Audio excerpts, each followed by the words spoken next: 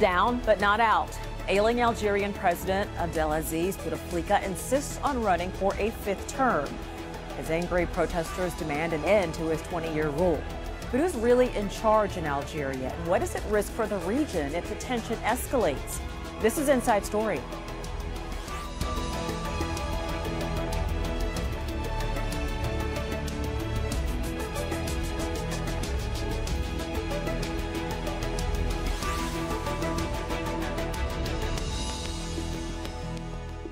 Hello, I'm Rochelle Carey, and this is Inside Story. Welcome to the program. Unfit for the job. That's how hundreds of thousands of Algerians describe President Abdelaziz Bouteflika. And in large-scale protests rarely seen in Algeria, they've poured onto the streets demanding he pull out of next month's elections. Many say Bouteflika, who was 82 on Saturday, is unable to perform his duties as president. So will he step down, or is Algeria heading towards political instability? We'll speak to our guests in a moment. First, Amel Boubekeur has this report. They are the biggest demonstrations in Algeria in decades. This is the country's capital, Algiers. There were similar scenes in several other cities. They're demanding the country's ailing president, Abdelaziz Bouteflika, withdraws from the country's forthcoming presidential election. The student-led protests have been growing in recent days, ever since the 81-year-old leader issued a statement announcing his intention to run for a fifth term. Algerian journalists have also joined the growing demonstrations, calling for greater press freedom and political reform. Bouteflika was elected president in 1999. But after suffering a debilitating stroke 6 years ago, he's rarely seen in public and hasn't given a speech in years. Here he is in 2017. Too frail to cast his ballot without help. Demonstrators say he's too weak to lead. It's widely believed the country's really run by a group of military and civilian advisors who failed to find a successor to ensure the continuity of the country's leading party, the National Liberation Front. The party's repeatedly said the elections will be free and transparent. One needs to understand that it's not him who really is the target of the challenge. It's the group behind him, the group in the presidency, backed up by the so-called economic barons, the leading businessmen in Algeria, and the army and the security services, who are trying to foist on the country their own choice to guarantee their continuity in power. And that's what Algerians really object to. Bouteflika presided over the end of the bloody Algerian civil war in 2002 and a return to international affairs following decades of isolation. But demonstrators say it's time for Algeria's longest-serving head of state to retire from politics. Amel Boubekeur, Al Jazeera. Let's take a look at some of the key events in Algeria's political history. In 1962, the country gained its independence from France, and more than 1 million French fled the country. In 1988, thousands of Algerian youth took to the streets against the country's economic conditions during a major recession. A decade-long civil war began in 1991 between the Algerian government and various armed Islamic rebel groups. Tens of thousands of people were killed. And then in 1999, Abdelaziz Bouteflika was elected president, and the civil war ended 3 years later.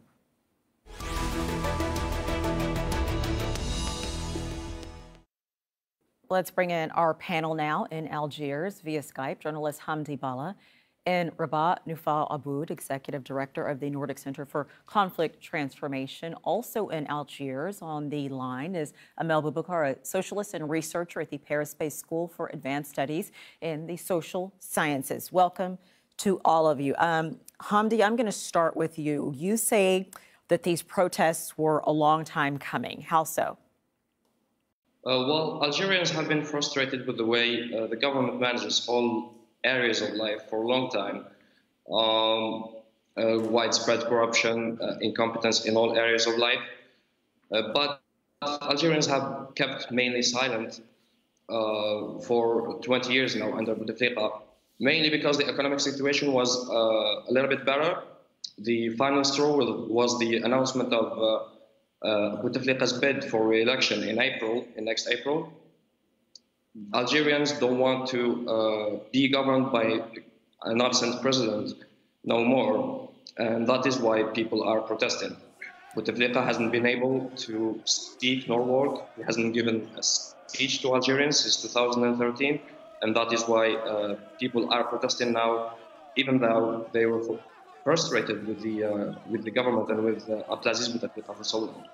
Nufal, do you agree with that as well, that this has been brewing for a while? Yes, this has been going for a while, and I think the Algerian people chose the moment and their claim. You know, I think that there are sharp asymmetric positions here between a new generation that does not necessarily lived the atrocities of war, of independence, and the civil war as well, and the deep state that has been there for a long period of time. I think the Algerian people chose this moment. They chose their fight, and they believe that this time they can actually win over Bouteflika. They have one claim, it's Bouteflika, and they chose their fight. Before I get to Amel, actually, Nufal, let me follow up on something you said. Explain how you mean the term deep state, because it means different things in different countries. Explain what you mean when you use that term.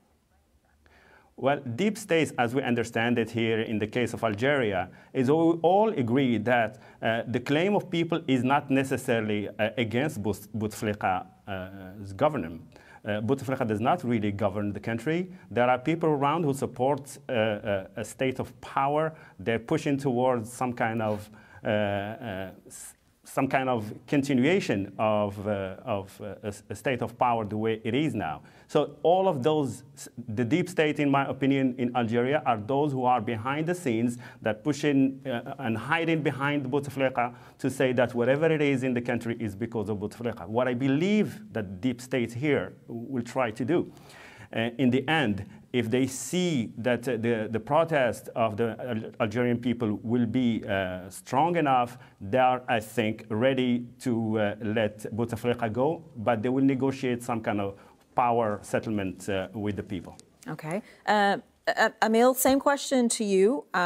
Did you feel like that was something like this just a matter of time, or are you surprised? Well, I think that's the result of the long history, of course, but what we have witnessed so far is really an effort to control change. You know, each time Algerians have been asking for change, in 62, 88, 91, whatever, demands of change were taken from them to serve the regime's interest. In 88, it was like, you want free elections? Well, then elect wherever you want, but then we will stop the electoral process. You want no more military power? Then we will bring Bouteflika as a so-called civil president. You want more social justice? Then we will have a entire redistribution. So really, self-control was the key word during the demonstrations these past weeks, and that could be seen in the willingness to make the protest itself. You could see families in the ranks of the protesters and demonstrators, happiness, solidarity. I mean, you could not feel really, that's not a revolutionary tension, that you could feel, but rather a really joyful Independence Day. There was also an effort to control or improve the relationship between the protesters and the police. You could see a lot of citizens discussing with policemen, trying to argue with them, trying to convince them that they should join the ranks of the demonstrations.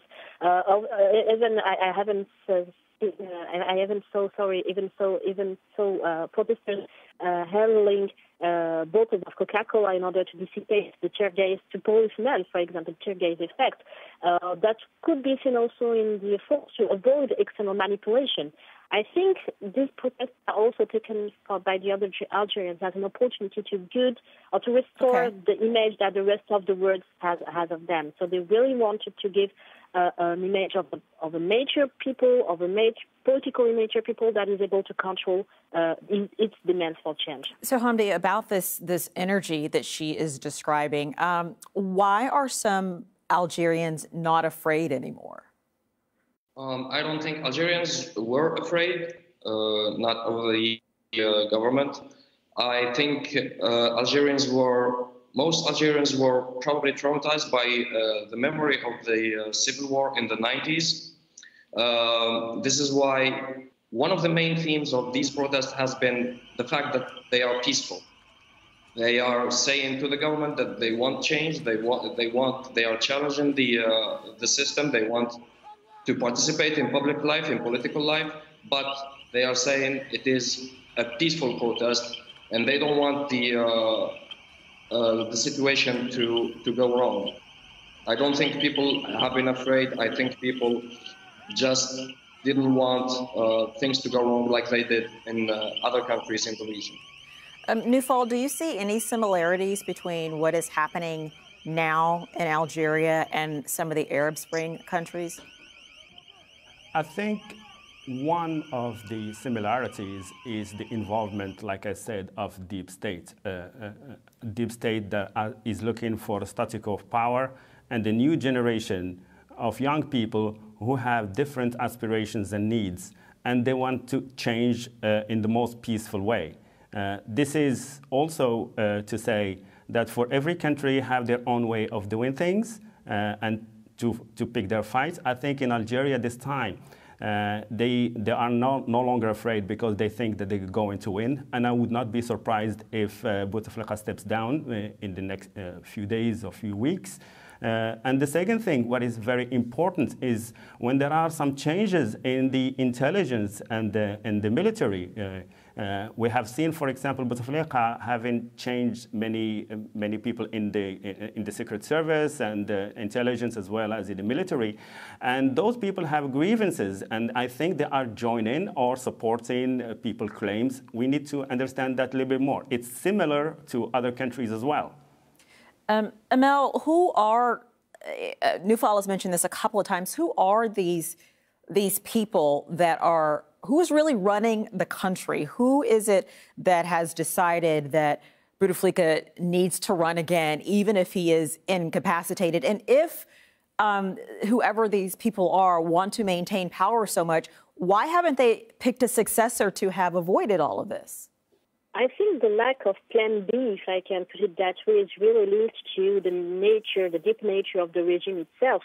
In 1999, when they brought Bouteflika back and they put it in power, the idea was to make the international community forget about war crimes committed by the army and the secret services. So they gave the image of a civil president. And the stability argument and the credibility of the civil state was so deeply linked to the figure of Bouteflika that it was obvious that they won't be able to find a way out, that nobody would be able to replace Bouteflika. But I believe now that's not really the question. I think that there's no doubt that Bouteflika won't run again. The real question is the Algerian people ready to accept fake transitions organized from the top and controlled from the top, as it has been the case? Wait, say that. You said fake transitions? Fake transitions, or a masquerade of transition, and the way transitions controlled from the top. So the idea now is not to talk about Bouteflika anymore. It's really about what are they going to do next, and are they going to offer to the people another candidate from their own ranks that will be, as Bouteflika at that time, supposedly incarnating a civil state or a renewal of Algerian politics. I'm not sure that Algerian people will accept that. They are very conscious about this. Hamdi, what about that? She makes a good point that, yeah, there may end up being somebody else replacing Bouteflika, but at the core, it may still all be business as usual. Does the army having so much power play a role in this? I mean, at what point will the army ever pull back? Well, I think it has to do with how much people are willing to stay, for how long people are willing to stay mobilized. I've seen in the protests I've been to, most people are not just demanding an end or are not just protesting against Bouteflika's bid for election. They want to change the regime. They want a new political offer. I don't know if the army will stay out of what's coming next, whether Bouteflika steps down or not. But I will say that if the people maintain the same pressure they've been putting this past week, I think the army will have to rethink its position. Nufal, if to Hamdi's point, if people do maintain this pressure or if the pressure even escalates, how do you anticipate the army responding to that? Yeah. First of all, I would like to say that the Algerian people have wisdom, have patience, and have experience. And I think they're going to negotiate every step at a time. Now they have been clear that they want the president, Bouteflika, down. The reaction of the army in itself, there are a lot of questions about the position of the army, especially after the reconstruction of the army and the changes that occurred in the time of Bouteflika. What I would think is that they will give a concession, in my opinion, and support the step down of Bouteflika. The question is later on how the political future of Algeria will be negotiated and who will be included in that negotiation. Yeah, that was exactly going to be my question, is who is right now the leader of what is happening? Who is the person to push for these changes? I mean, obviously there are mass protests, but is there a single voice? I don't think it's yet organized well, this protest yet. There are things I believe that they are behind the scenes, and there must be some kind of support behind the scenes. I see the Algerian people are confident to win this time, and they're confident that there will be a step down of Bouteflika. I think, and my assumption is that those people who have been laid off from the intelligence and the army could be supporting people's claim. But until now, the protests are not organized, yet strong. Amel, what role do other countries play in this? Obviously, there's a lot of countries that have an interest in what happens in Algeria. There are countries, I'm sure, that are concerned that what happens in Algeria might spill over into other countries, as we've seen with Libya and some of their other neighbors. What role do you see other countries playing in trying to manage what is happening in Algeria? Yeah, sure. I would just like to make a point just before answering that question on the leadership. Sure. I think it's not a problem for the army. I think it's not a real problem for the army and the secret services that there's no leadership. They have been repressing, actually, independent actors that have been trying, and opposition parties that have been trying to take the wave, as they said in Algeria, of the protest and to join in the protest and to give some lead, or at least to emerge as individual figures from this protest. It's also an opportunity for the army and the secret services to have the Algerian people to take a breath, and then they are hoping that they will come back home. They will get back home after having taken that breath of freedom and demonstration. Now the real question is about the willingness of the Algerians to accept the same people to continue or to go on with the same institutions, not transparent institutions. So that will be an important point to discuss in the future. To answer the question of the external actors, I think this is the sign at 8 years after the Arab Spring that really the U.S. and the EU are totally lost and totally disconnected from the Arab people or the Middle East or North Africa people demands for change. They have been tackling the issue solely through the question of anti-terrorism, specifically for Algeria, and immigration policies. I mean, that's absolutely not what is discussing currently. So if they want to be in line with the change that is going to take place in the country and the region, they will have to connect with the people directly and to discuss and maybe to cooperate on the kind of transparent institutions they need, but absolutely not to solely discuss with the elite as they have been doing so far. Hamdi, might some of the other are there other candidates that could benefit from what is happening right now with the protesters? Well, I think the point of the protests is that there are no real elections. Elections are not transparent, are not fair. Bouteflika's bid for re-election was interpreted as a de facto fifth term for Bouteflika. So whether there are serious candidates is not really important right now. If the regime decides to change course, there probably will be a change in the political calendar. The election might be postponed. But, no, I understand. So what you're saying it's not even necessarily about another specific candidate. It's just about this particular moment of saying it cannot be him anymore. Right, exactly, yeah. Okay. Newfall, are you concerned that this could spiral into any type of chaos or spiral out of control if these protesters are determined not to back down? I think conflict starts with sometimes in the small details, and the small details can take the conflict either to a new set of cooperation or to violence. And I am a little bit concerned because there is a very thin line between the fantasy of stability that is offered by autocratic regime and the problems of regime change. That fine line, the way it will be negotiated, is very important. And if not all the groups who have been feeling marginalized and not heard for so many years are not included, I fear that it might lead to some kind of violence. And I hope that it's not going to get to that. That's a great point you made. Amel, he's basically saying there's always this push-pull between stability and democracy, even though they're not necessarily mutually exclusive. Often people play on it to make it seem like they are. Do you think that that is what has been at play, is that people have wanted stability, so they put off wanting democracy, but what has the stability actually gotten them? I think we should not be mistaken. Algerians are still willing to get stability. They are not looking for revolution. And even if we have millions of people in the street this past week, a lot of people have been afraid also to join the protest.